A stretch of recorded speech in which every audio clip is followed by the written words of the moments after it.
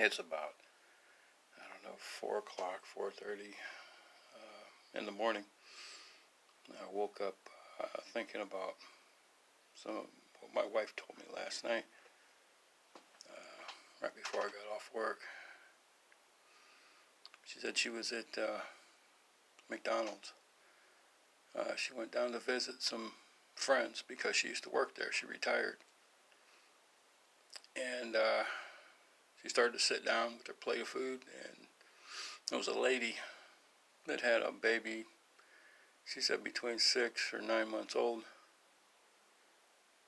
And it was obviously choking because the mom was holding it and patting it. And so my wife walked over and asked if the baby was choking.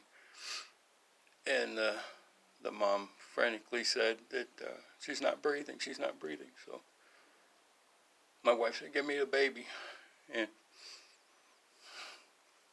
I'm going to try to say this without tearing up. So the lady gave her the baby, and she did what she's done before. She threw the baby over her shoulders and started patting it, and the baby coughed up what was in its mouth and started crying. And so she handed the baby back to the mom and said, "Here you go, just calm her down." It was pretty dramatic.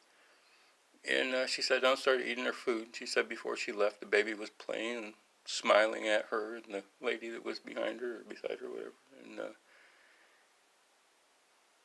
And then I couldn't help. I just started tearing up and kind of crying a little bit, because I remember when she first called me, the first thing she said was, "Guess what me and God did?"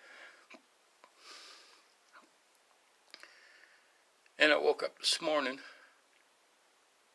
and realized that this isn't the first time this has happened. She witnessed a car going over off of a bridge onto railroad tracks.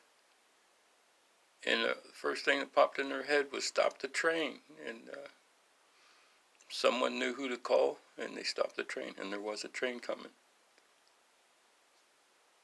And then there was another time when she was driving for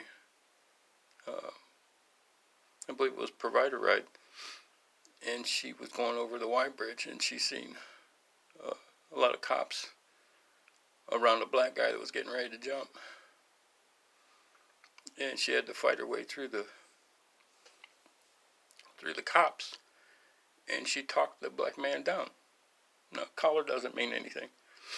I only said that because, when you got white cops trying to talk a black guy down, it's probably not going to happen. But she was able to talk him down. And I realized that when we got married 23 years ago, one of the first things we did is we got baptized. And we knew that our marriage was going to be a circle of three. And when you get baptized and saved, the Lord's promises that He'll give you a new heart with new desires. And I'm pretty sure He'll use you. He's used her a few times. He's used me once when I was with her. Because we was going to pick up something that she bought online, and we was waiting for the lady to show up. And the first night she didn't show up. Something happened. The second night, we were waiting for her to show up again, and we seen a guy trying to kill his wife. She was in a car, he was in a car, and they pulled right. First she pulled right in front of us. We was at a store, and she frantically ran in the store. And then another car pulled in behind her to block her in. Then he ran into he walked into the store calmly. And then they both walked out and got in their cars. He backed up, and she just floored it, trying to get away from him. And we didn't know what was going on. But from where we were sitting, they went around the block and then was racing down the road. And right in front of us, he got beside her and crashed into her, trying to get her to hit the medium. And so we traded places because she was driving.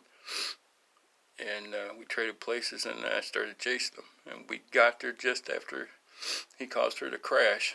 Her car was totaled. And I was able to distract him while she pulled her away.